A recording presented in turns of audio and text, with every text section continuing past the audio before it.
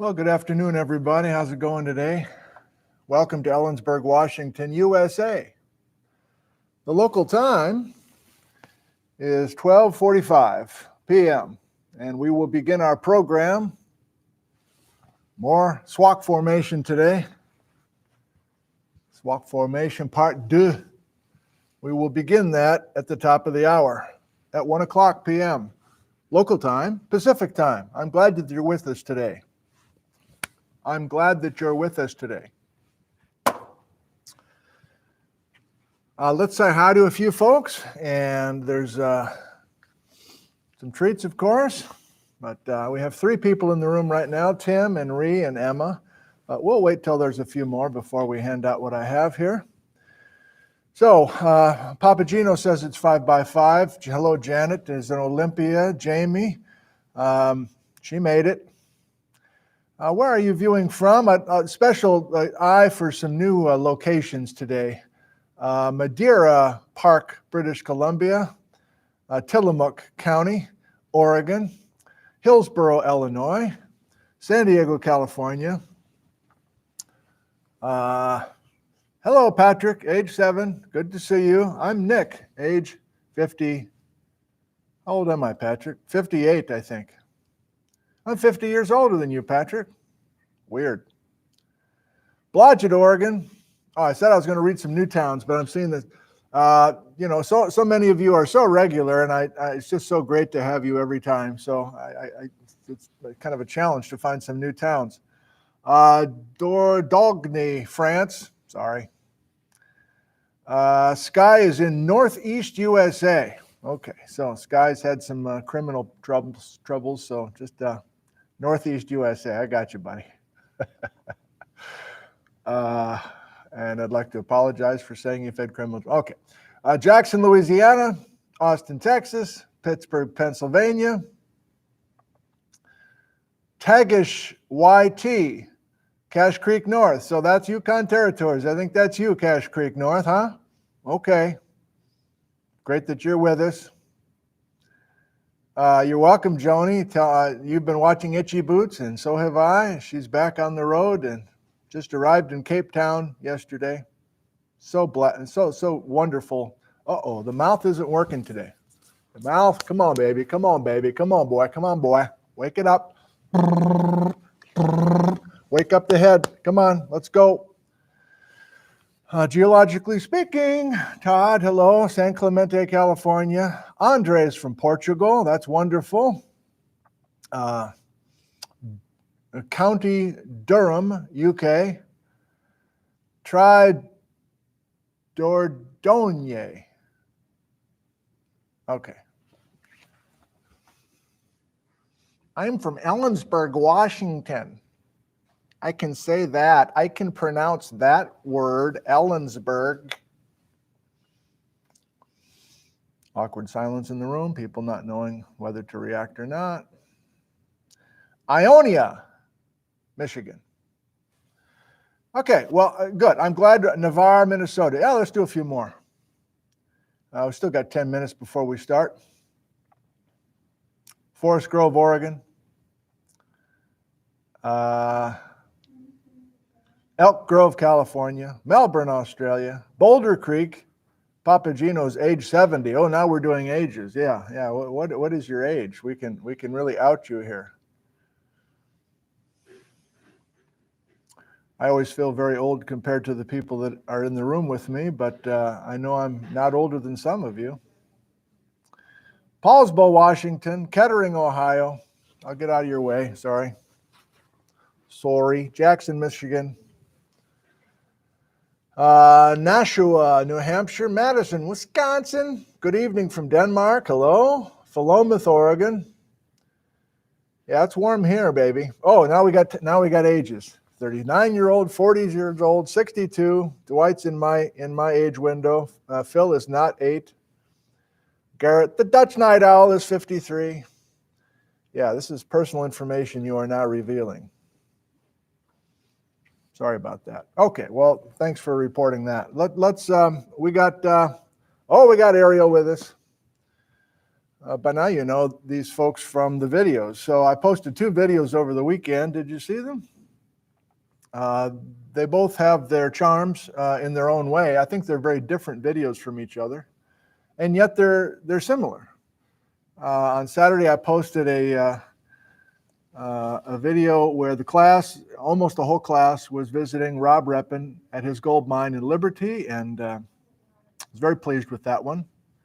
Rob had a good time. The students obviously had a very good time, left with parting gifts, and so that's available to view if you have not seen it. And the Swauk formation is part of Rob's story. And then on Sunday, I had a video finished up and got the green light from Ralph Hagerud. So there was a Swauk formation video where Ralph and I, longtime USGS field geologist, very experienced mapper, has his fingerprints all over everything as far involving Washington geology. It was a real pleasant time with him last Wednesday. And so that's just him and me kind of thinking things out and me peppering him with questions, and he rolled with it very, very well, I thought. You know, I mean, you know, it's kind of weird. You're just kind of having this guy stick a camera, an iPhone in your face the whole time and mic you up and just kind of go for it. But he rolled with it quite well. So I learned a lot from Ralph, and hopefully you did too. Not only about the Swauk, but the chumstick, which is where we're coming. And I'll give you a sense of the plan coming down the road. Okay, so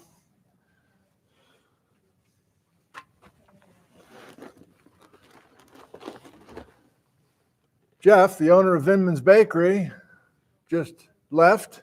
Personal delivery from the owner of Vindman's Bakery. This episode of Nick from the Classroom brought to you by Vindman's Bakery in beautiful downtown Ellensburg. You've got to love it. So today, I'll show you the without spilling the whole contents. Have I showed you this lately?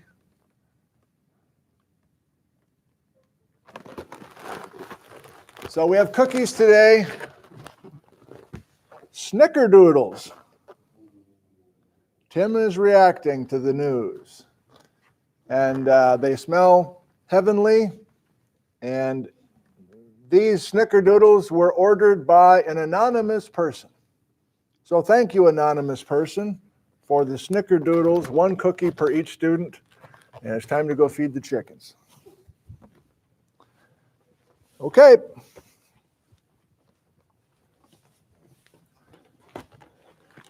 They smell wonderful. Help yourself. Yep. Sure.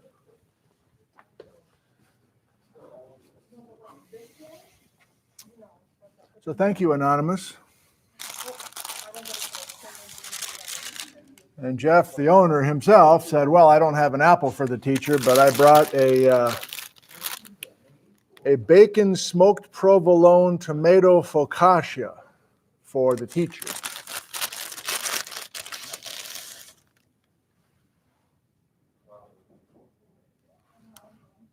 These are a lunchtime favorite for many, coming in just for lunch to get a focaccia. Many different flavors.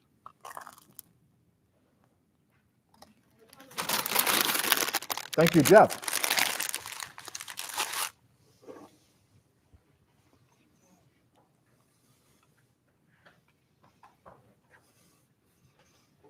Pardon me while I eat. I'll look at a few of your comments. What are snickerdoodles? Says Crown House. I don't know. Emma, how do you explain what a snickerdoodle is? It's sugar cookie with a few extra things inside. Rolled in cinnamon sugar. Oh, good Lord. Sugar on the outside, sugar in the inside. And we have God, I am off today. Come on, I gotta get myself going here. This is not going to be good. There are some days when the words just flow like honey, and what do I need to do here?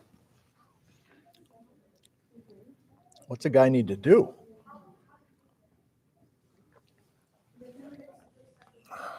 Oh yeah, there's plenty of people in the live chat who can fill you in on snickerdoodle cookies.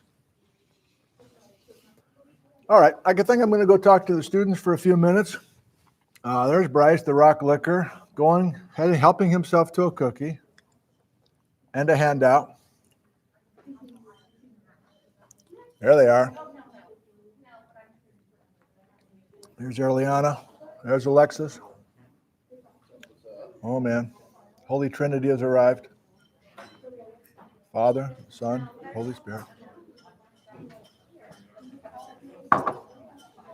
Thank you for joining us today. I hope you enjoy part 2. And looks like kind of a spare outline, but I got some loosey-goosey stuff in mind, so we'll see where the Spirit takes me, assuming I can speak properly today. Thank you. Thank you. Thank you. Thank you. Thank you. Thank you. Thank you.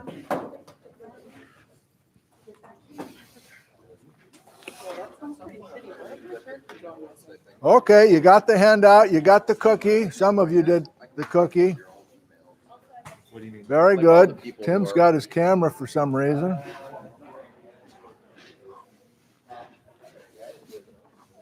There, Nick. How you doing?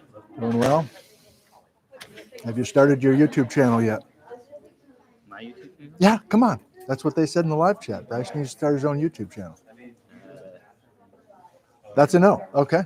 Well, you think you're not techie yet? I'm probably I'm worse than you probably. No, that's What? fine. We just throw rocks at you and you try to catch them with your mouth. Great, so I can break my teeth. No, you lick them.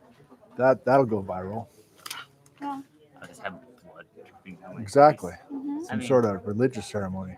It's fine. I the like blood. stoning. Hazing. Stoning. Stoning. Stone. It's an experience. Oh my God, I forgot I had all this stuff back here. Hello, Jess. Hey, that's a lot of shit. It's a lot of shit.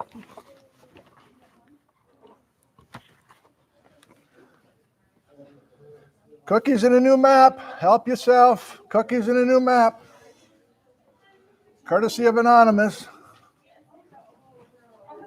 And if you're not anonymous, you are pissed right now, but we called the bakery. And they said it was anonymous. Oh boy, I totally forgot about this. What am I going to do with this here?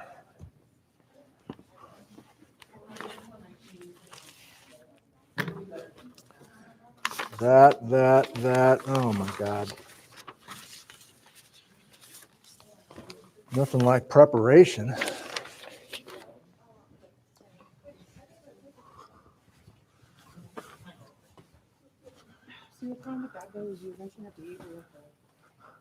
I'm probably going to do some live Q&A with the home audience. So can we do something quick? Sure.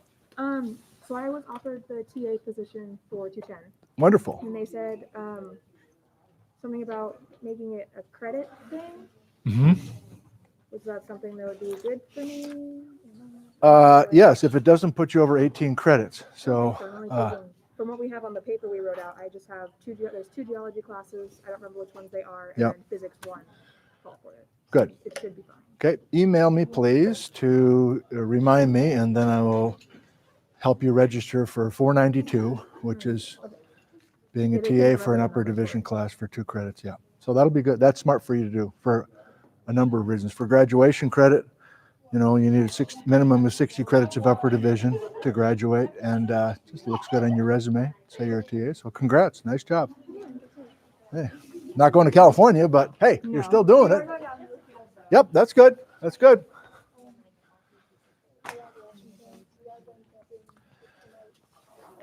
Hello. Great to see you guys in the field on Friday. Might we see you again? Next Friday, maybe. Hesitation, I like it. Next week, Friday, possibly. Okay. I'll have to decide where we're going. That's good. You tell me there's a chance. And then I woke up. All right. Hello, Rylin. Hello. Good to see you guys. Colors galore. Colors, you never know what's going to happen. Here we might go blue, we might go purple, we might go pink.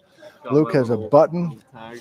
Oh, I see. Just got the second one like 50 minutes ago, so This is a strategy, isn't it? You're just do it right getting before yourself class. jabbed and then you show up. It's like a strategy not for me to call on you. That's good. Yeah, you're like lightheaded. Well, good. Way to go. Good. Okay. All right. Yellow, red. Ryan? How's it going, Nick? Good. You're always giving us the treat here. Hey, it's the home viewers. You bet.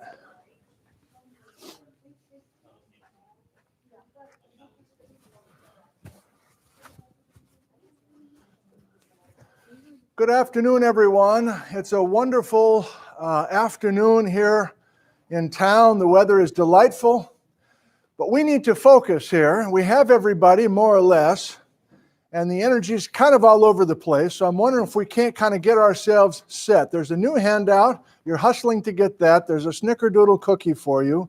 I have your midterms. That'll change the energy in the room. Yeah, baby. So I posted your grades on Canvas. You maybe saw your grades. Oh, breakout discussion in the middle of the frickin' class? Okay, I've lost control of the class already.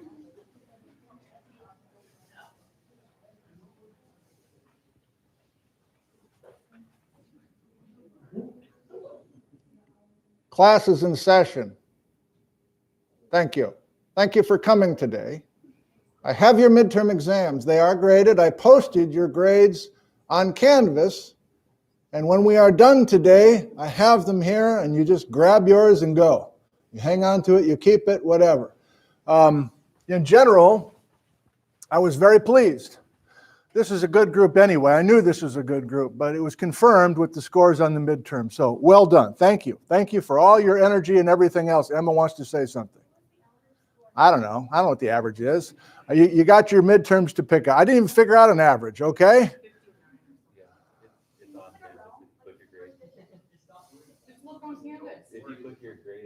Oh my God. I hate grades. I hate grades. Great. We won't. We won't have a, right. Okay. So that's there. I didn't even write out a bunch of stuff that I wanted. I just made a few check marks, etc. You know, it was a good, strong effort by pretty much everybody. So thank you. Please email me or visit with me down the hall or whatever if you've got details that you want to talk about. But great job. Let's keep it rolling. Okay, good. Back to more important stuff, which is our topic today. So I've got a couple quick things to say. First of all, there's 4 weeks left of this class. And you're like, oh my God, there's a month of this thing left? I mean, it feels like summer out there right now, and it does. But when you realize there's just 2 of our lectures per week, there's only 8 lectures left. And so I really kind of had that moment yesterday where I'm like, I got to get to these frickin' magmas. That was the whole point. I got to get to these magmas in central Washington, the Teanaway Formation, that sort of thing, right? But I don't want to get there quite yet. So my plan is this week and maybe half of next, sandstones, faults, and folds. And there's I made that decision yesterday afternoon, and I'm quite pleased with it now. I think it's going to work beautifully.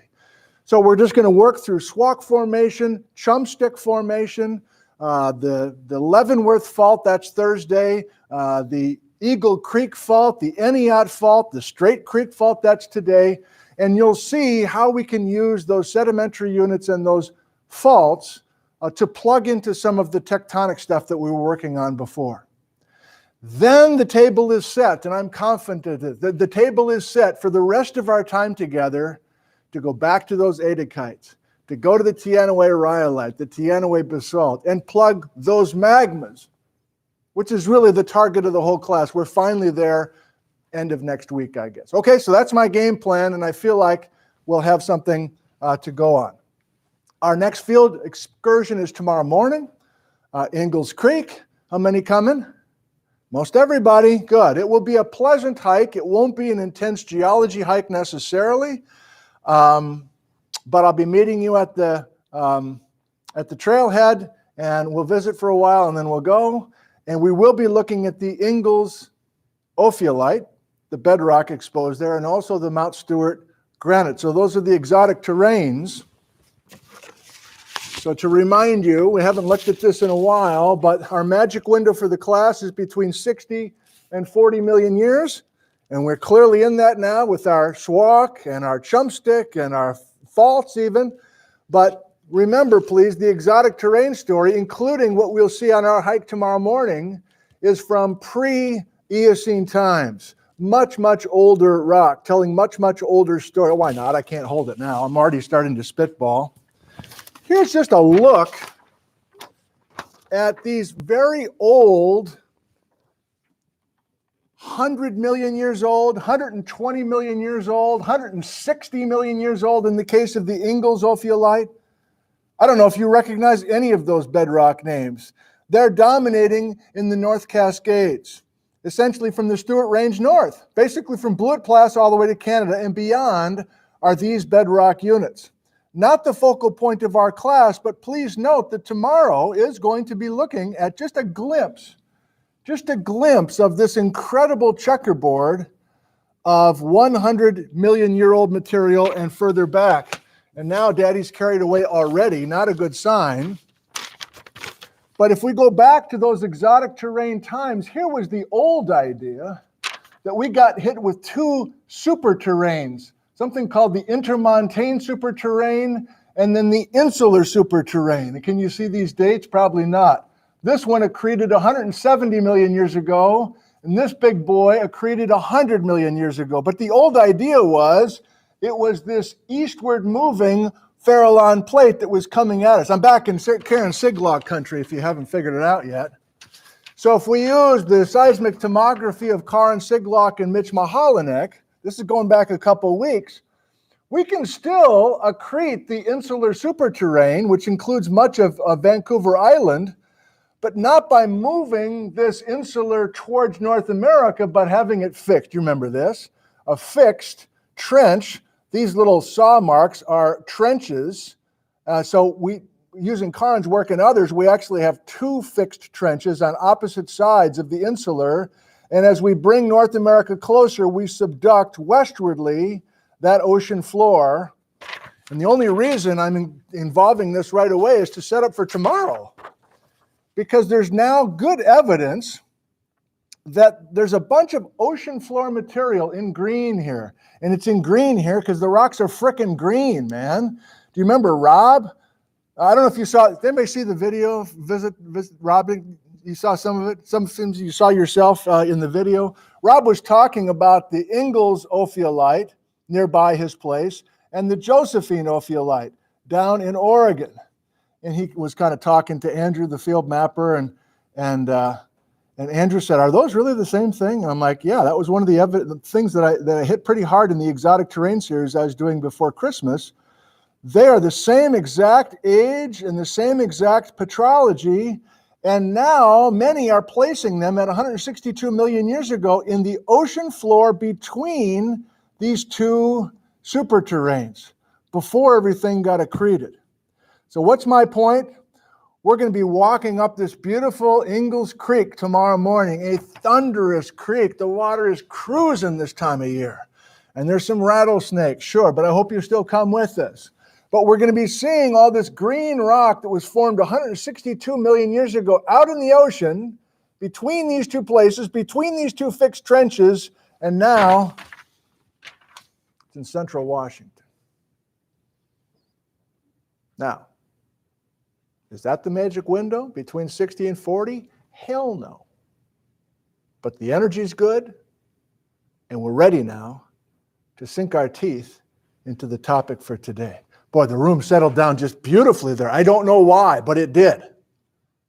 It's not a sleepy settle down, it's an intense settle down. Thumbs up. Swauk Formation. You walked away from Rob's gold mine with some souvenirs. And one of the pieces that you walked away with was from the Swauk Formation. Can you describe it for me, please? A fossil, a plant fossil from the Swauk Formation. It was a fossil of a palm. Now, this is from our display cabinets, not from Rob, but I'll get you guys in with the home audience so that you can see some of mine. These are right from down the hall. These beautiful palm leaves that have been recorded and pressed and preserved into the black shale of the Swauk Formation. As I continue to show these to you, let me ask you a question. What do the palms tell us about the local climate during the Swauk time? What's the obvious answer? It was hot and what? And it was kind of swampy. It was kind of muggy. Remember I mentioned quickly last time that the Swauk formation is representing us being kind of like Florida. Pretty flat, pretty poorly drained, generally, hot and humid. And the plant fossils are telling us that. Here's one I just found in one of our storage units. Very pleased with it. I've had it in the display case since. So this is just a stem of one of these incredible palm leaves. Focus is crappy for you here, but at home I think it's pretty good. So these palms are telling us about a hot and humid climate. And if you're a plant fossil expert, you even know that these kinds of leaves, which are also from the Swauk, are telling us of a hot, humid climate. Now, I don't know anything about plant fossils or shapes of leaves or kinds of trees that dominated here. But my first question to you off script, because it's got nothing to do with the paper that you read for today, my first question off script is, why are those palm fronds here? In other words, why was it hot and humid? Can we just, what's our just instinctive answer to that question? What's an idea for why it was so hot and humid here in central Washington during the Swauk time? Ryan? Sure. So one idea, and it's common when you're out collecting those palm fronds with an amateur group, let's say. They go, well, North America must have been further south, must have been closer to the equator. Maybe it was straddling the equator at that time. And what time are we talking about? We're talking about the Swauk formation, so we know the dates from last time. We're here, 59 to 49 million years ago. That's the time window we're talking about. And you remember, I made the mistake here. It's now chuckanut. I promise not to make that mistake today. At least I'll try. I'll promise not to make that mistake again. So the Swauk and the chuckanut, same stuff. There are beautiful palm fronds and other hot and humid plants in the chuckanut. Is there a different idea besides global position of North America at that time? Jess? Maybe we don't have the cascade. Well, not maybe. We know the Cascades start when? I think I've given you that date. Do you have that number in your head? 40. The Cascade volcanic arc begins to build 40 million years ago, and Jess points out that today we have a rain shadow effect, and it's dry on the east side of the Cascades and wet on the west sides. But if we're before the Cascades, and we are, maybe there's a bunch of moisture coming in this far inland. We need heat, though. Kyle? Ocean circulation might have been different then. You're back to the global geography, I guess, Kyle. It was different. Rachel? There was an Eocene thermal maximum. Yeah. That's the answer. So let me just clue you in. I don't want to spend the whole time on this. Way to go, Rachel. We know exactly where North America was positioned during this Swauk time, based on all sorts of evidence. Ocean floor data, we could make a whole, it's not controversial at all. We know exactly where North America was during Swauk time, and it's further north than now. North America was closer to the North Pole than it is now. You believe that? We have hot and humid palm fronds at a time when North America was further away from the equator than it is now. So if you've heard that from somebody, that we were down by the equator during this palm frond time, it's total rubbish. Instead, we have also tremendous evidence, not our topic today, for a global hot time. I'm not even sure we should bother writing it down. The Paleocene-Eocene thermal maximum, the PETM. I gave a public lecture a couple of years ago on plant fossils. I called it 56 hot. Stupid. 56 hot. 56 million years ago was the peak of global temperatures, and it's been a global cooling since 56. It's been a global, and we're not going to get into global climate discussions either right now for a bunch of reasons. But it's not because we were closer to the equator. It's because At that time, there were palm trees in Alaska 56 million years ago, not just here in central Washington. So that's your palm story. It's from this Swauk time. Just thought I'd add that in.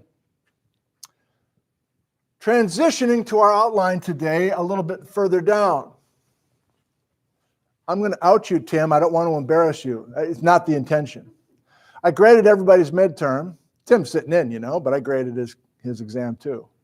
You remember the essay question where I say, discuss the evidence for Silesia being offshore and what evidence do we have that was rotated away from its original position when it added to North America? And I think in the question, I also added, what's the evidence we have for accretion of Silesia? And maybe a bunch of you said this, but Tim said it most memorably. Tim's just like, I'm drawing a blank. Like, I'm drawing a blank. I can't, you must have said it, but I can't remember the evidence we have for the accretion of Silesia. Well, guess what? I didn't say it. We never got there. So I took -10 off of every one of your papers. But just kidding. Bryce looked, what? This is bullshit. Bryce, this is bullshit. I never said it, Bryce. Sorry, Patrick. So that's where I want to start today. I wasn't planning on doing a second section of the Swauk, but I want to look at evidence. How do we know exactly? What field evidence do we have for this accretion? It is the main event of the whole frickin' class, the aftermath of this main event, this accretion of Silesia. But, oh, by the way, what are the dates again? You've got them memorized now. What are the dates for the accretion of Silesia between 51 and 49? Robots, thank you. Welcome to the cult.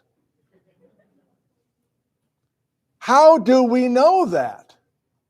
Well, what from this sketch in the Swauk gives us a general hint that we accreted Silesia? Megan. The folding. So we did make this point last time. It's going to be dancing with the chalkboards today, I'm afraid.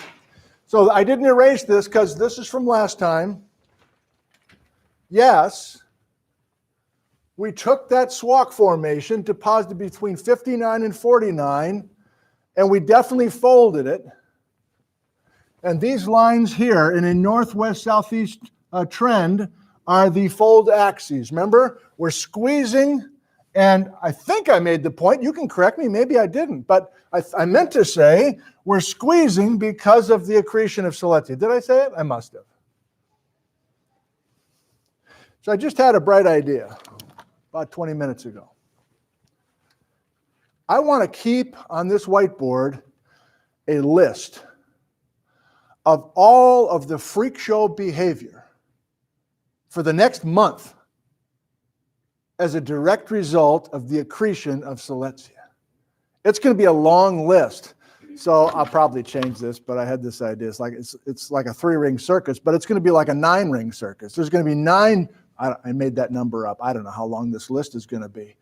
But we've got all sorts of crazy things happening as a result of this accretion roughly 50 million years ago, our main event. So yes, I'm going to make this list with you in real time. We have folding of the Swauk. You saw some of the folds on Friday. You were in that mine shaft with Scotty. He was down on his hands and knees. He looked for that little speck. That was remember, Megan was impressed with that shale. That's the shale. It wasn't horizontal. It had been folded. And those little nooks and crannies, those little cracks within the cracked and folded black shale of the Swauk. That's what we're talking about. Right in the hands and knees in that Liberty gold mine is folded Swauk, direct result of the accretion of Silesia. So Tim could have said that on his midterm, but turns out I gave the midterm on Tuesday, and we did this on Thursday. So you're all off the hook. So my bad, if you haven't heard it. My bad for adding what's the evidence of accretion. I jumped the gun on that. No. So we get some extra points? What's the average? Did I get some extra points? What's the average? I like that you're in and doing well. You have a high bar for yourself. But we've already set the high bar in here. your enthusiasm, your attendance, your commitment, your spirit, your eating habits, all top of the line. That's what I care about. Okay. I'm building towards something if you haven't figured it out. I can put a number 2 on here, and it is, how do I want to say it? Oh, sure. The Feederdykes. This is going to get messy. I'll probably redo this. So the Feederdykes for the Teanaway, I think, are also a direct result of the accretion of Silesia. Now, we might end up debating that as we get to the magmas.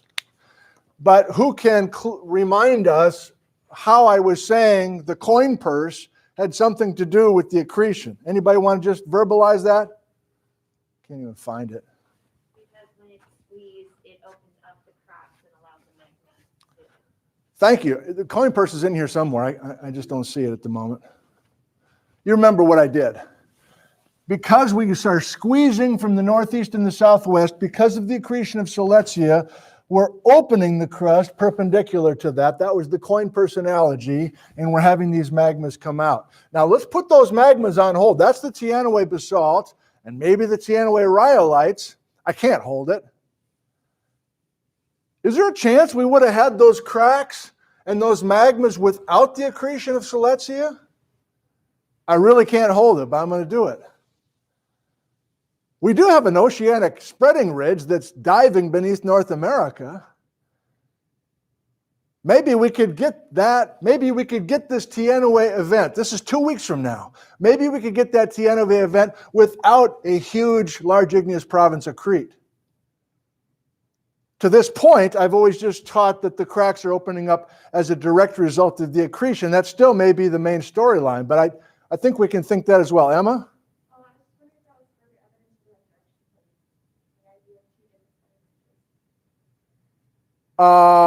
Just one spreading ridge versus 2?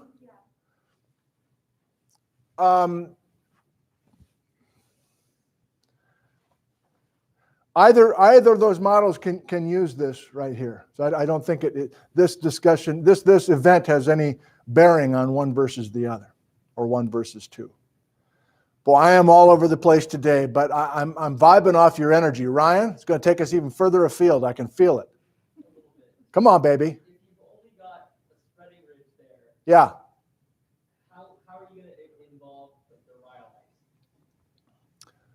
I'll give you a quick answer, and then I do want to get off this, because that is where we're headed in the class. Ryan says, what'd you say? If you just have a spreading ridge subducting beneath this area, how are you going to make rhyolites? And the short answer is, you're going to have a spreading ridge, so you're going to open the crust because there's an active spreading ridge beneath Washington. You're going to therefore send some hot mantle into the base of the crust of North America. You're going to generate some continental melting, and you're going to make our bimodal volcanism just by having that spreading ridge create this extra hot environment. Let's leave it at that right now. Okay, there's further that I want to go, but it's tantalizing, I think, and there's a chance I've even set this up well, not to pat myself in the back, but we have all of these kind of raw ingredients. We've already dabbled in adakites, we shrug, these other things, but we might be able to put it all together and have it make some kind of sense and have the papers guide us. Okay, we are to number 3, which is what you're going to help me with. So you've all read the paper for today. So I'll be a tease and just put 3. What is the new evidence, and I'll stall for you for just a second, from today's paper?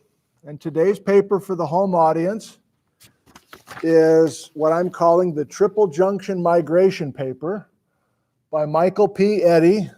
Got an email from Mike this morning. He says, man, I love watching what you're doing there. I don't know if anybody's read my stuff as carefully as you and your students are. That's cool. I called him I called him a bad name last time, so I had to email and apologize. And he's like, hey, We're good. So this is going to be used far beyond today. You got that sense already. There's tons in here, including the map for today, the handout for today. And I wanted to give it to you today. You've got it, so I'm just going to zoom in for the home audience. All of our units are here. Even exotic terrain stuff. The Ingalls is in that navy blue. The Stewart Range is the aqua blue. You've got it. I don't have to show it to you. I'm showing it to the home crowd. You got it in front of you. The forest green is the Swauk. So there's all sorts of gory detail here for us. So it's not just today. We'll keep coming back to this. For sure, Thursday as well, I'll be drawing on you. I'm still stalling for you. But I'm sure that you noticed, and maybe for our home viewers, they are unaware that these field guides are all there available to the public. And, you know, I guess I'm kind of a boring guy because my idea of a good time is get some watermelon, ice water, vehicle, and follow a field guide, man. What's this? 2.2 to the next outcrop? Oh, damn, let me bring this out. It's watermelon seed. What's this? So they write everything out. These are public field guides. Do you realize? I'm sorry, I'm just having fun today. People are now coming to Washington this month to visit these places that we've been going to, that we've been talking about. People flew in from Boston last week. They rented a car at SeaTac. They're going to fucking Drumheller Channels. It's cool, man. And these kinds of guides can be a roadmap for many people. It's not a secret. And if you're willing to get into the gory details with these papers, it's all written out. Now, this was a field trip done for the GSA meeting in 2017. There's probably, 50 geologists on the trip. Trip's done. Maybe some of the geologists were hung over. They weren't even listening to Mike and Aaron and everybody else. But this thing remains and you can use it. Okay, I'm done stalling. Does anybody want to jump on it? I'm going to erase this because we need a third and featured piece of evidence within the Swauk formation. Rhea had her hand up, and then I said within the Swauk formation. She pulled that hand right back down. So this is going away. We're finally there. 25-minute buildup, much longer than I wanted, but I don't know, maybe it works. Anybody know what I'm fishing for? You want to try it? Oh, come on, Rhiannon. Rhiannon. Let's do it. Now, we already kind of know about the anticlines. Oh, speaking of which. So I promised that I would bring in the poster. Now that we know that the Chuckanut Formation over by Bellingham are the same Arcosic sandstones and shales. Do you recognize this now, or do you just walk down the hall in a fog and you never look at the bulletin boards? I don't know. So this is LiDAR showing this incredible folding of the sandstones and shales in the Chuckanut Formation, and these are the folds that we've already discussed. Now, there's multiple generations of folds, so, I mean, I don't want to go that far into it. But yeah, those folds in general are a direct result of the accretion of Siletzia. I feel hesitancy, not vaccine hesitancy. I feel, oh my God, he said vaccine and not, screw it. How much hate mail can a guy get? You know what I'm asking? We need another piece of evidence to time the accretion of Siletzia, and it's locked secretly inside of the Swauk Formation for 50 million years until Mike Eddy shows up. What did he find, Megan? Is it the fact that there was sandstone, rhyolite, basalt, and basaltic andesite all on the site? He is finding some rhyolites and basalts and basaltic andesites. He is talking about those. But do you remember my setup? This week we're sandstone, we're just talking about Sandbox only. We're trying to ignore those magmas, and we're trying to ignore the folds because they're already on our circus list. Rylin, that's Thursday, but thank you. Rylin says, is it the strike slip fault, the right lateral thing? That's coming, and we're going to hit that really hard on Thursday. Rachel. Are they detrital zircons?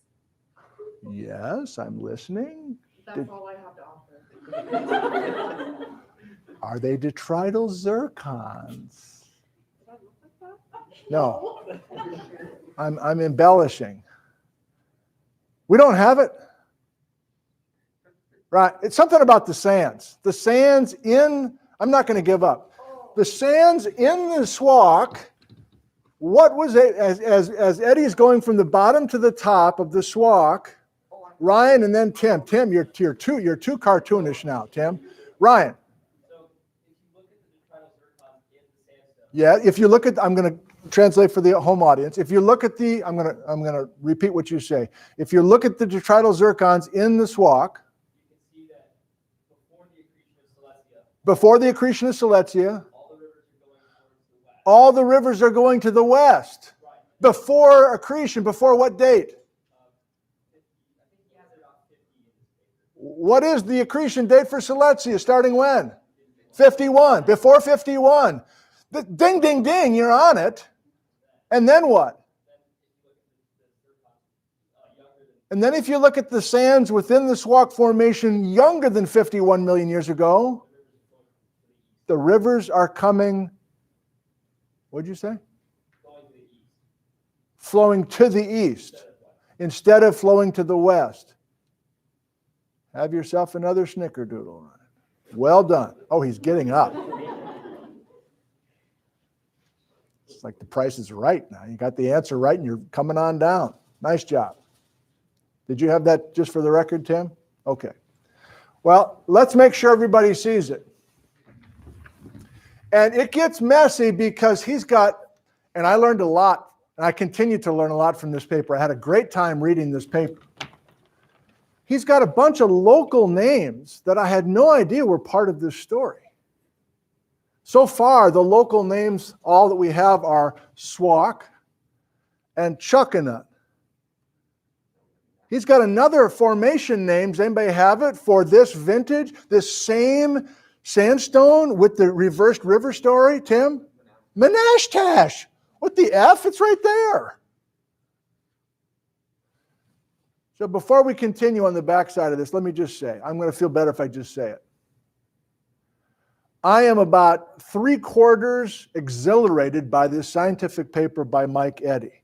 Not only the 27 paper, which was required for you to read today, but also a very similar paper, but a little bit more in depth, 2015, that I think I put it on the website, but it's not starred. Eddy 2015, what did I call it? Silesia accretion, I guess. I kind of forget what I called it, but you'll find it. The 2015 Eddy paper. I'm about 3/4 exhilarated and 1/4 embarrassed. I mean, these are places 30 frickin' minutes from my backyard. And I didn't know any of this stuff. Like he's going up in Menashtash Formation. He's going up the Walking Discovery Trail at the top of Blewett. Hell, we had our kids up there 30 years ago, sledding or whatever. And this guy's showing up from the East Coast, people from Florida, people from all over the place, and to do their high precision work right here. It's like, I can't believe I didn't know some of this stuff. So 3/4 excitement. Let's focus on that. Otherwise, it's my Catholic upbringing, I guess. I don't know. All right. So let's graphically try to do it. And I'll use a couple of the cross-section or the diagrams from Mike's paper as well. Whoo, baby. So you have this from a week ago or two ago. Again, I asked you to bring all your old handouts with you, so hopefully it's handy for you. If not, you can maybe follow along.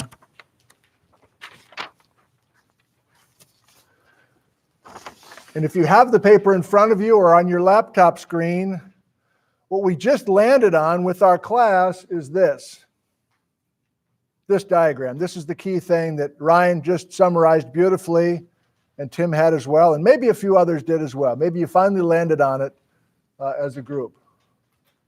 So my job is to just try to make sure that we can see this.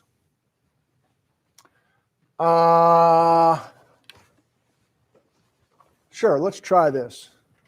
It's already been a spitballing kind of a day.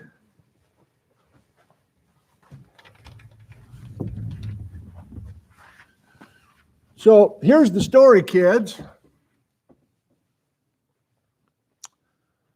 of Central Washington between 60 and 50 million years ago. Technically 59 to 49 million years ago. Something we call the Swauk Basin. And you're like, okay, that's the Swauk Formation. Well, no, it's all this stuff. Eddie, did you catch it? He's calling the Swauk Basin all the Arcosic sandstone. I'm going to read backwards here. I can't really see it. The Chuckanut, another outcrop of what he calls Southeast Chuckanut, the Swauk itself, and the Menashtash that Tim just said. He's grouping these beautifully for us between 59 and 49. So you can see that they're not all beautifully exposed. We have different portions of this. But my message, first of all, is that we have this huge sandbox. That's just what we'll call it, a sandbox, called the Swauk Basin. Only some of it is classically called the Swauk Formation. The Chuckanut was also deposited in Mike Eddy's Swauk Basin. The Menashtash Arcosic sandstone deposited in the Swauk Basin. Well, let's draw it. Well, first of all, where's the west coast of Washington during this Swauk sandbox time? We don't have Silesia yet, right? This is pre-Silesia. This is 59 to 49, correct? So I'm going to just put a west coast of Washington at I-5. And then if I have our Swauk sandbox, let me just do it like that. I don't really know how big it was. I don't know the aerial extent of it. And you'll see why in just a bit. Some of you are maybe 3-4 steps ahead of me, and that's great. We good so far? Swauk Basin? How many people had a sandbox in their backyard when you were a kid? Is that a thing still? Half of you? Sandbox? I was a young person in the 1960s, and all my neighbors had this cool plastic turtle sandbox. You had that one? Dad, can we please get a turtle sandbox like the Wangrens down the street? The McGowans have a plastic turtle. Dad, can we please have a plastic? No, I got 2x4s out the farm. I'll bring those in. So we had a sandbox with 2x4s with rusty nails sticking out of them. Our sandbox sucked compared to everybody else's. So this is an old sandbox. And we're going to keep that analogy because you know what we're going to do? Maybe by the time we're done today, we're going to cut the sandbox in half. We're going to send half of the sandbox, we're going to go right through the 2x4s. The west half of the sandbox is going to be sent north 100 miles. That's the Straight Creek Fault, but I'm ahead of myself. Okay, Swauk Basin. To paraphrase what Mike Eddy says in his paper, between 59 and 51 million years ago. So this is the Swauk from 59 to 49, but we have this is kind of casual, not officially broken out in the literature, but Mike refers to a lower Swauk and an upper Swauk. Who cares if it's official or not? Okay? The lower Swauk, 59 to 51, the upper Swauk, just the most recent 2 million years. What did Ryan say? He said that these sands that are made of detrital zircons that have all sorts of statistics, all sorts of details, all sorts of ages. That stuff came from the east, a half a state away. It's always confusing on how to write this, but I like what, I think you said it this way, Ryan. Let's do it, let's keep this way. West flowing. What's this arrow? It's a river. It's a river bringing sand to the sandbox. And the rivers are flowing west. I want to do it on a map as well. Oh shit, seriously? Yes. The available detail we have on the sands within the Swauk tell us that these sand grains that make up the lower Swauk formation came from half a state away. They are well traveled. If you view this lecture in replay, or if you just go to my YouTube channel in general, there's a video by Ralph Hagerud, who I went out with last Wednesday. And he compared and contrasted between the Swauk and the Chumstick. Very, very helpful to me and hopefully to you too. And he said more than once that he sees well-rounded sand grains in the Swauk, far-traveled sand grains in the Swauk compared to the Chumstick. The Chumstick is more of a local story, at least in his mind. We'll see what Erin Donaghy has to say about that when we get to her papers.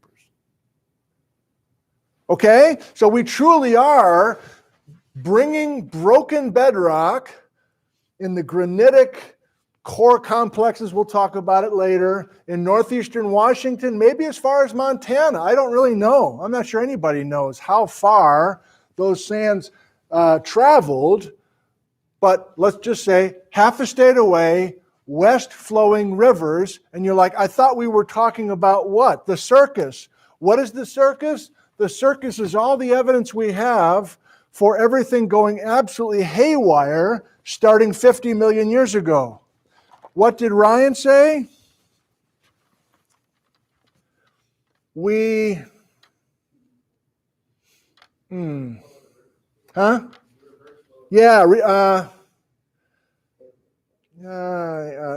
Switch rivers. I don't want to say reverse because there's a reverse fault story coming as well. Switch the rivers. I'll clean this list up because we got a whole bunch more. But that's where we're heading before we quit. I think some of you see it already from the papers, but let's just make sure.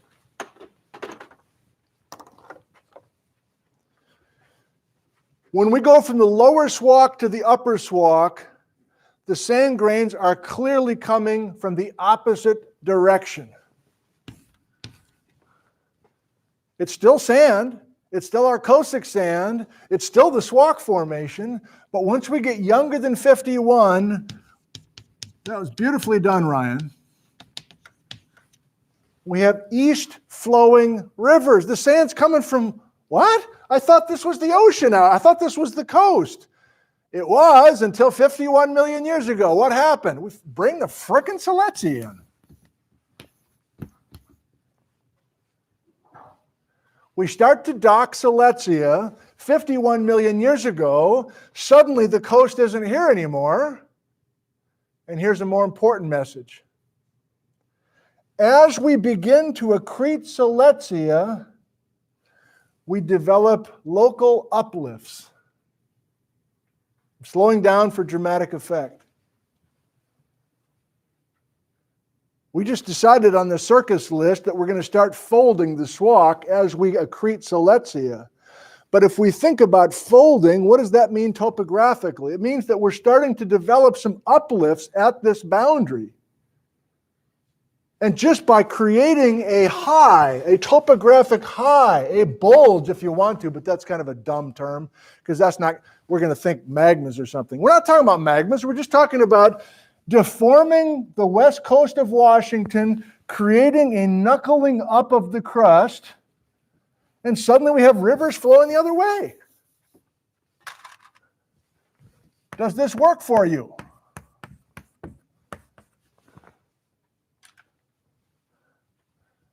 And not only do the sands tell us about this switch of west flowing rivers to east flowing rivers, There's conglomerates, there's big old river cobbles that can be identified and can confirm that the source of the river is coming, the source of these rivers in the upper Swauk are to the west. It's confusing, I shouldn't say it this way. In addition to the sand grains, the cobbles can also tell us where the river's coming from. Let's put it that way. Discussion. I mean, I stumbled onto this 5 years ago and used it in a public lecture 5 years ago, and I kind of forgot this paper for the most part. So it was reinvigorating to read it again 5 years later. I love this paper. And you're hesitating because you're like, is that it? Change the rivers, big deal. Well, this temporary high isn't going to be there forever. And we don't have eastward flowing rivers today. So we can just put this in the back of our mind as kind of a temporary situation between 51 and 49 million years ago when we accrete Siletzia and we send rivers heading back the other way. I'm going to do one more thing and then we'll go to you, Tim. I want to stay disciplined and not talk about magmas, but I can't help it. Put this one on the back burner. Maybe you should make a list of back burner things that we're hopefully going to get back to. We're going to get back to your igneous rock that you collected on the way up to Waterville. There's a bunch of magmas that we'll be able to plug into this in a couple of weeks, including Silver Pass volcanics. Probably won't be able to erase this. It's hot pink. We're ignoring the Silver Pass volcanics for now, but they're 51, baby. They're right at this boundary. They're timed right with the beginning of the accretion of Siletzia. They're magmas. Andesites and rhyolites, tuffs, stuff falling out of the sky. And Silver Pass is, over by Lake Cochise. It's not far away. These are local units. Is it on your map? Tim, what do you want to ask? Oh, just trying to start a discussion about, I noticed that the east flowing, it was kind of relatively short compared to the rest of the Swauk formation. Tim's noticing that this is short duration versus down here. Why? Kind of wondering about, maybe some of the sediments, are they more quartz grains because they aren't traveling near as far as the other parts of the Swauk sand? I don't know. Tim's wondering about grain size and other kinds of physical differences between the upper and the lower Swauk. I confess I don't know that. It might be in the paper. I was going to go somewhere else there. What was it? Now we're going to finish with 2 minutes. I got 2 minutes. This is an easy concept, and then we'll build on this on Thursday.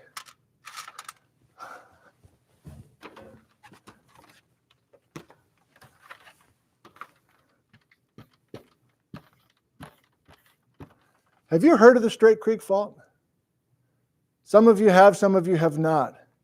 It is a monster fault that's in our county.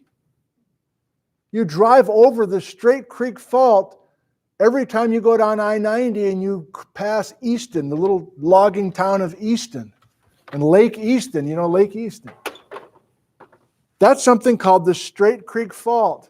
Why did I just put it on the list? It started 50 million years ago in response to the accretion of Siletzia.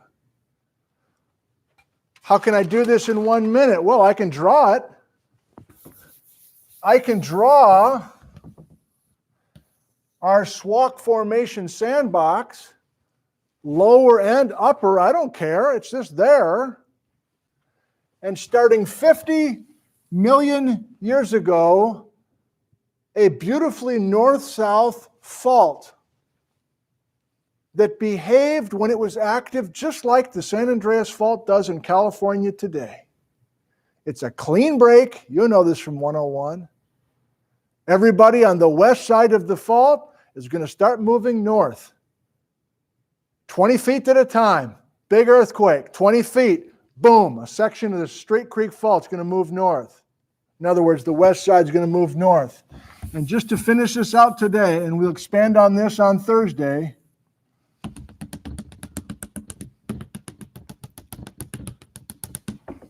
it's not a turtle sandbox, but it's a sandbox that's been cut perfectly in half, and the western half of the Swauk Basin is now called the Chuckanut. And it's 100 miles further north than it should be. And you're like, wait a minute. If the Swauk is 59 to 49, and it got moved 100 miles north on the west side of the Straight Creek Fault, this is you thinking now, that must mean that everything that's older than the Swauk also must have been moved 100 miles to the north, and you're right on the mark. Including the Ingalls, including the Stewart Range, including every frickin' thing that exists west of the Straight Creek Fault. Why didn't this guy prepare for class? What is this guy's problem? This is Mappy McMap from when I was doing the exotic terrain series. This red line is the Canadian international line right here. So this is a Washington and British Columbia story.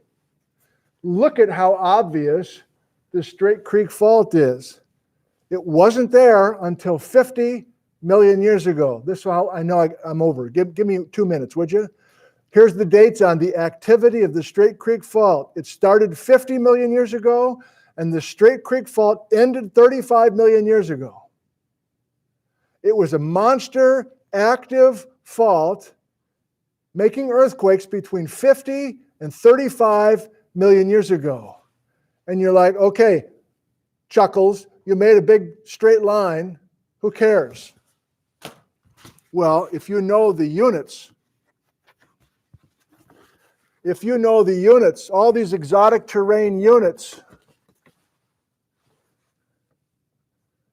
and you know how to find piercing points or places that used to be together that now have been broken, you can take the western side of the Straight Creek Fault, including the Chuckanut side of the Sandbox, and you can restore the state of Washington. You can restore British Columbia. It's actually called the Fraser Fault in British Columbia, not the Straight Creek Fault. But we can do this. Now we have text pouring in because class is over. Okay, we're good. This is a major story, and we're going to realize on Thursday the Straight Creek Fault did not act alone. The Leavenworth Fault, the Eniat Fault, the Darrington Devils, all these things are popping up at precisely the same time, 50 frickin' million years ago. Thank you for your energy and your patience. I'll see you on Thursday. I love you.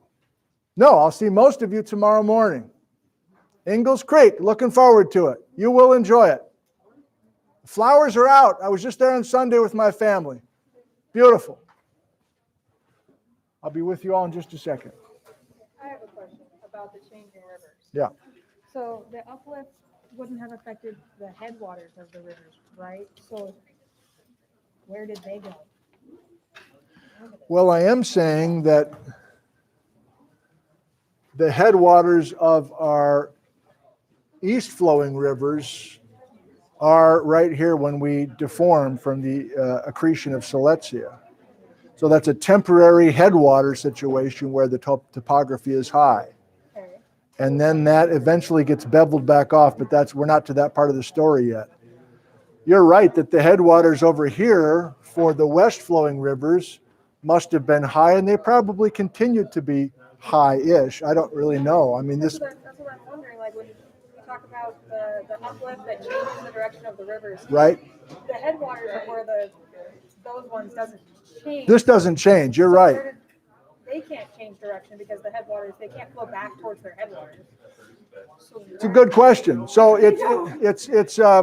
I mean, now we're getting into the timing of the Rockies. We're really talking about, I didn't say it in class, but these are really rivers coming from the Rocky Mountains. And so, yes, we're not dramatically changing, I don't think, the elevation of these guys. Oh yeah, the midterms, just please look at, I'm sorry, just for confidentiality, keep those midterms face down until you see your name on the back. I can't talk now, Kyle. Where did the slashes? I can't talk now. Okay. Those are marked points that I took off. So great point. We overprint this river story by having a more local, possibly higher source here. And maybe these rivers are diverted somewhere else at that time. That's kind of what I was thinking. I was wondering if the uplift made it so that they weren't flowing into that area anymore. They were sent elsewhere, Sent which might be elsewhere. something that we can find one day in the future. I guess so. There's something called the Tyee Formation that I don't know anything about, but there is some kind of long Tyee kind of circuitous story there. Yeah, good thought. So we were just like, wait. Very good.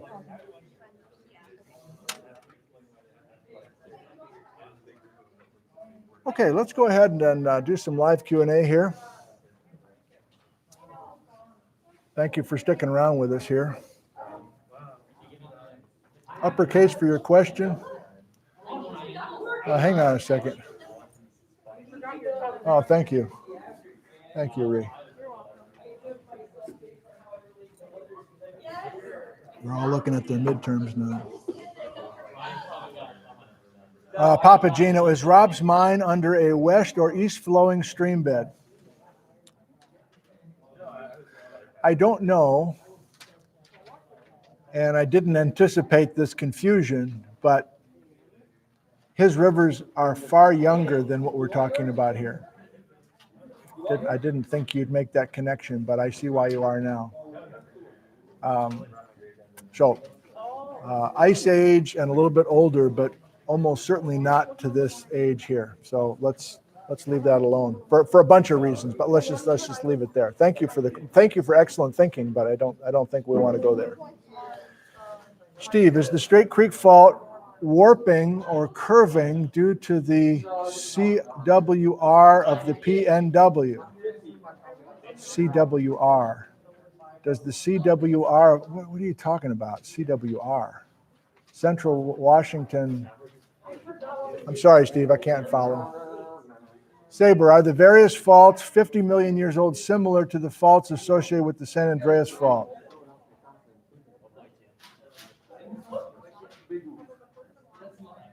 Saber, the San Andreas Fault is a major fault, and then there are splay faults that kind of merge. Can you take those midterms outside, please?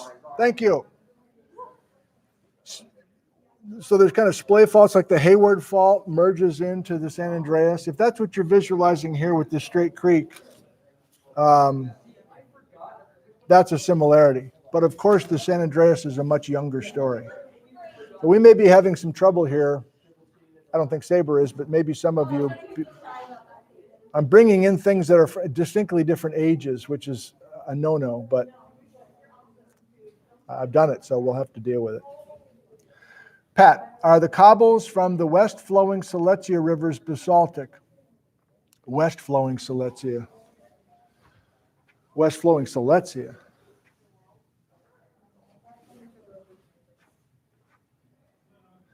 Do you mean east-flowing? We don't have Silesia when we have west-flowing rivers, Pat. If you mean east-flowing, you're visualizing crescent basalt basically being carried by the rivers. I think that's what you're saying. And I don't think that's the answer. I don't think that's really what's going on. I don't know that's a really creative thought. I don't know. But I think these highlands that are the source of the east-flowing rivers are the Western Melange Belt and some other kind of older exotic terrain type rocks. And the conglomerates have a different lithology than the sands, which I think are more of a local story, but I am fuzzy on that part of it. Thank you. As always, your questions help me kind of know what to look into a little bit more. Gary, what is it about the zircons that tell us they were east derived until 50 million years ago? I don't have the details there either, Gary. It's the detrital zircon game that I was describing with the Blue Mountain unit, if you remember, that we have, we sample a sandstone, we pick through all the sand grains, we do some statistics and say, okay, I've got 25% of the sand is 1,000 million years old, and 37% of the sand is 90 million years old. In other words, there are spikes or there are peaks in the ages and also the composition of those sands. And then you can make a case for source regions in the Rocky Mountains, let's say, for these west-flowing rivers. I think there's also a cross-bedding story. But as Ralph pointed out in the field the other day, if you really don't know how to restore sedimentary bed to their original horizontal position, does the cross-bedding analysis even mean anything? And he was making that point. This is Ralph Hagerud video with a link down below. Ralph's main point is it's almost impossible even now to restore all of the contorted sandstone beds of the Chuckanut and the contorted sandstone beds and shale beds of the Swauk and Chuckanut. It's like impossible or very, very difficult. Nobody's done it yet to restore those layers back to their original horizontal position. Steno's law. And so, yeah, it's an interesting point. Like, why would you look at cross beds at all if you don't even really know how to restore things back to the way those cross beds looked when the stream was actually flowing?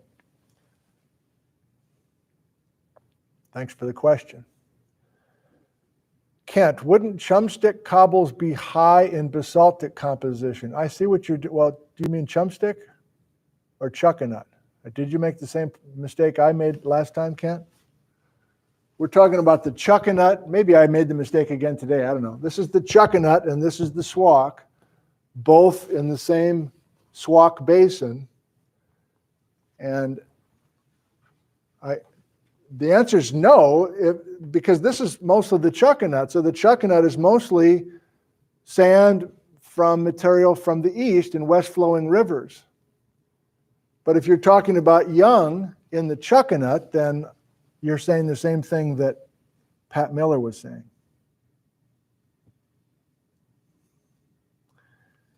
So was the Straight Creek Fault set in motion by the accretion of Siletzia? Yes.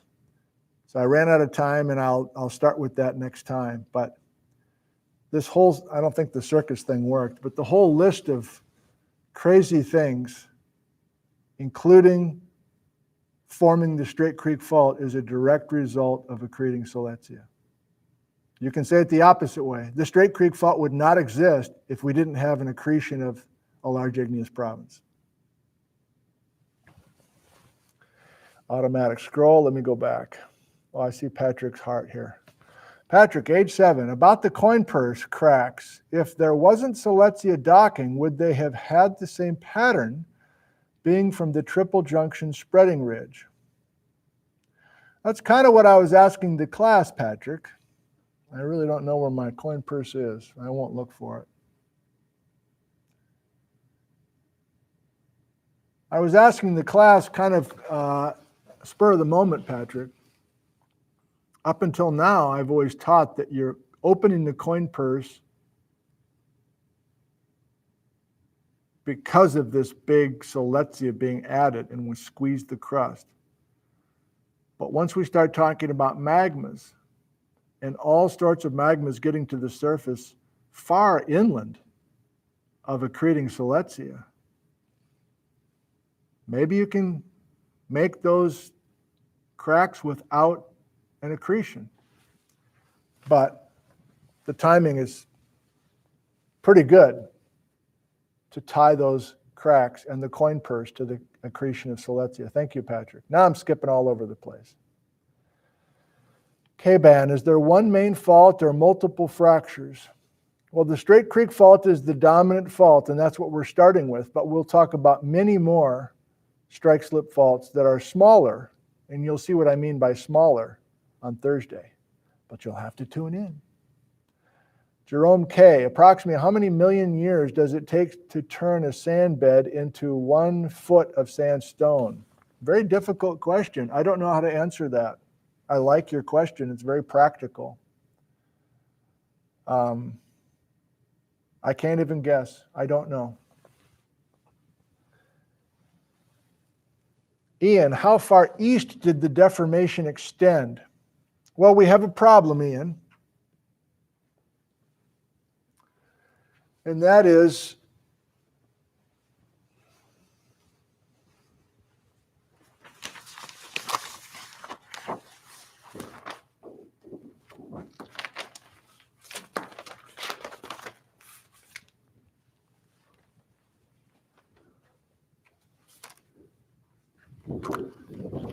so Ian, I think you know about these basalts, and I'm going to hold it pretty close here.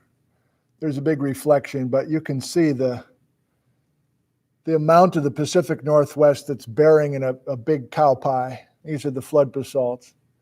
16 million years old. That's where we started this class back in late March. But I'm showing this to you now because what we're talking about is here. And so much of our story is underneath these damn flood basalts.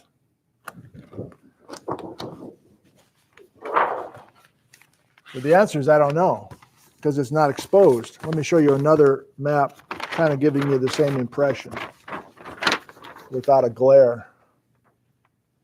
Again, that cow pie to the left does us no favors. Cow pie down here, not to the left. So here's our story we're talking about today is right over here, but you can see these other really interesting bedrock geologies. They just disappear under this German chocolate cake or cow pie, depending on what your mood is.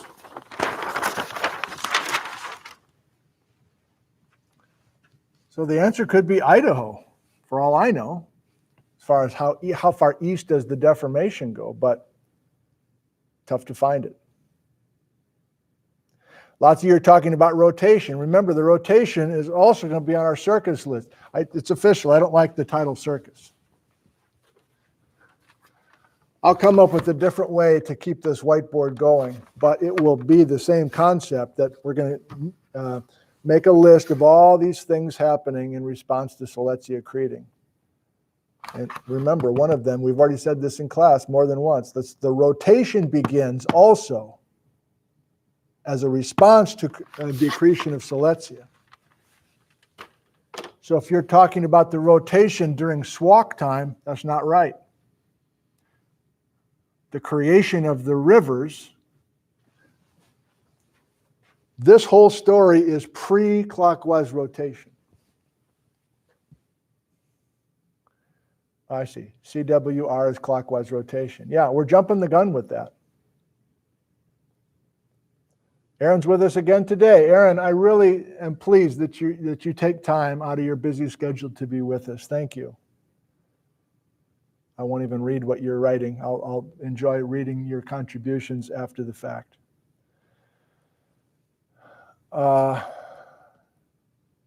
William, does this mean the Call BS Fick and Island lake bed? I don't speak your language, sorry. Walt, how high would the uplift have been in, say, Edmonds? That's a difficult one, Walt, because sneak peek, we are going to see from Aaron's work that we don't have to get much younger and we've lost our topographic high. Do I have that?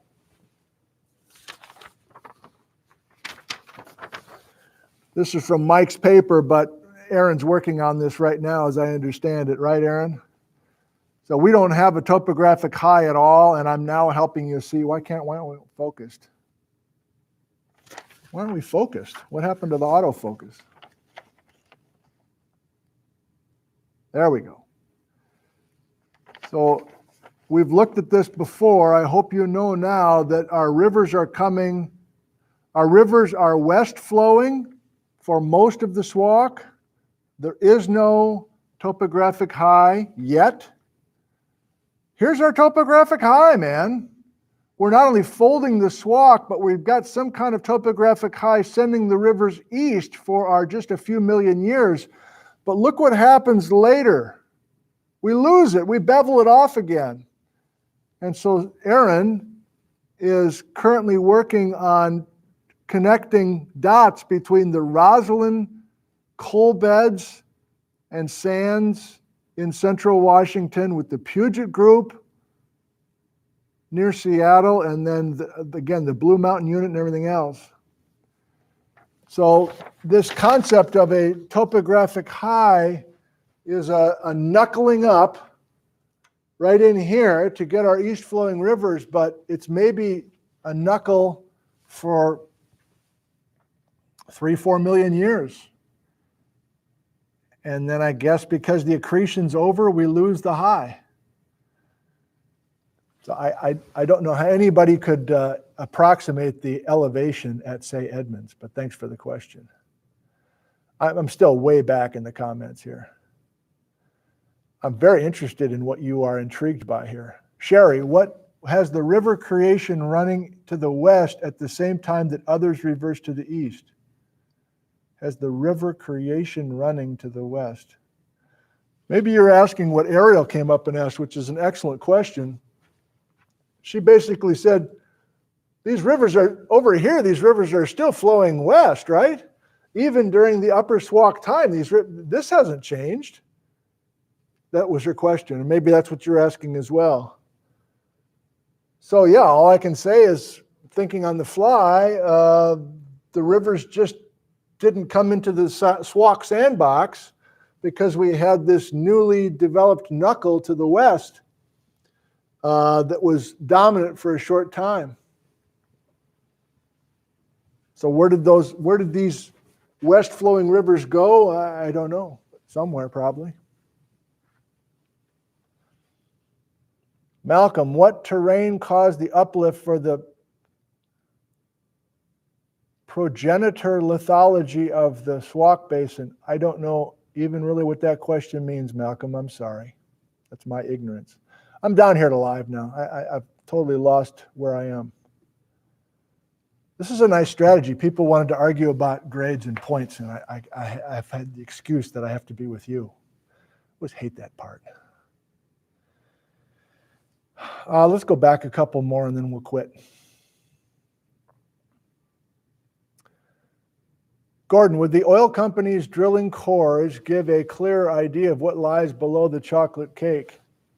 Yes, they've done that, and we do have a few cores where we can try to connect some dots, but there's not a whole lot. And you're over there in Scotland, Gordon, so you might have many more drill cores than we do here in Eastern Washington. What ended the Straight Creek Fault? I guess you'll have to stay tuned for that one, Joe Slick.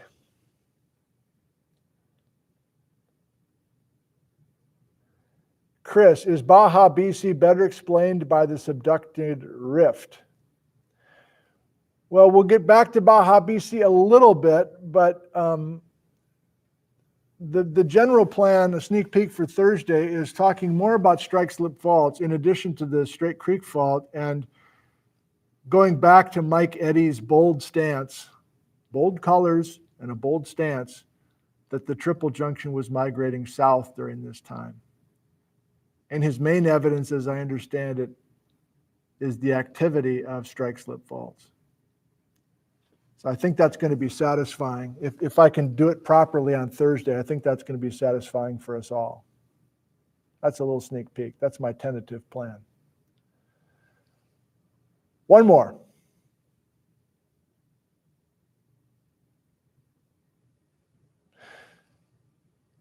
Eric, couldn't those feeder dikes have been the result of both Siletsia and a subducted triple junction? Sure. Cindy, would Siletsia only be west of the Straight Creek Fault? At the surface, it would only be west. But you remember, I think you're remembering that we have geophysical evidence to suggest that the Siletsia large igneous province in the subsurface goes down maybe underneath Ellensburg. So in that sense, I think it's totally reasonable, Cindy, to visualize the Siletsia in the subsurface being broken by the Straight Creek Fault. That's where we'll end. That's an excellent thought. Good job, Cindy. Okay, here's to you. I'm worn out. I don't know why. I'm just worn out today for some reason. So here's to you for sticking around, and here's to me for sticking around. What a stupid toast that was. Here's to your health. That's not a stupid toast. Here's to your health. Sunheit.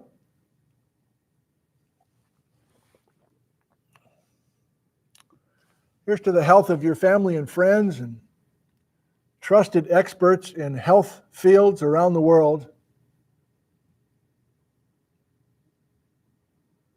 who we are listening to, right?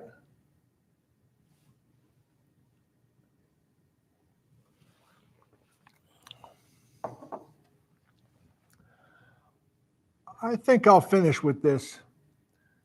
I don't know how to handle. I've been thrilled and surprised by all of the travel to Washington, in part because of what we've been doing with these live streams. Like people got a couple shots in the arms and they got the vehicle warmed up and they're coming. And like I mentioned to the class, even some are flying in. And I'm thrilled by that. It's just so great to see all the interest in this stuff and these places, even if you don't have a lot of interest in the geology, just, discovering these places that we've been talking about. I haven't been showing pictures and other video clips in this 351, but I was doing that earlier, of course, from home. But, there's a but, right?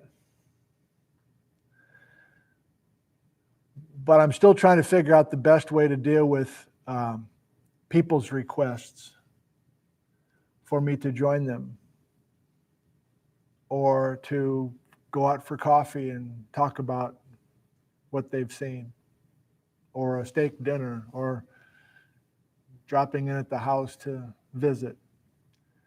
I know this is an intimate relationship that we have.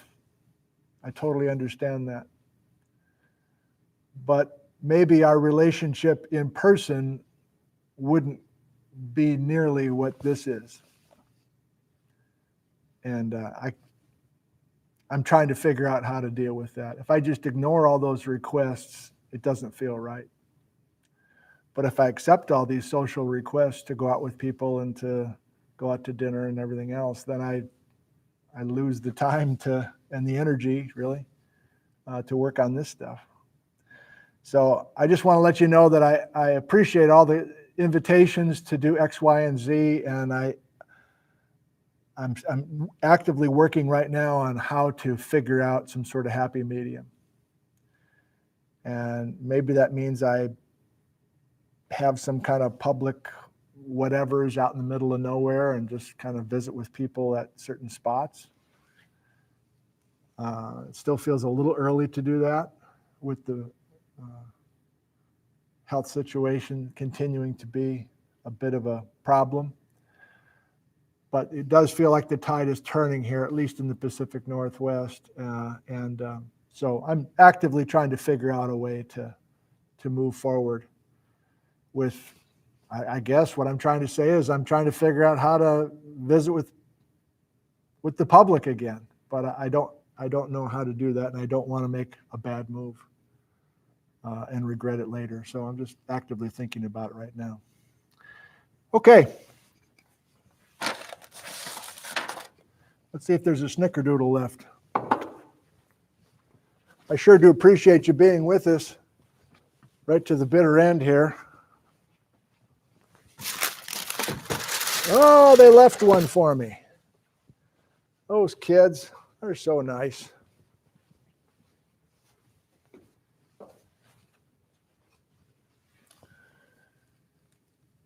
Focaccia from Vinman's Bakery, Snickerdoodle Cookie from Vinman's Bakery.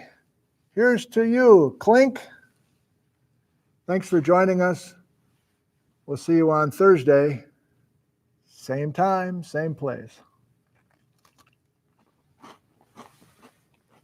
Delicious. Thank you. I love you. And goodbye.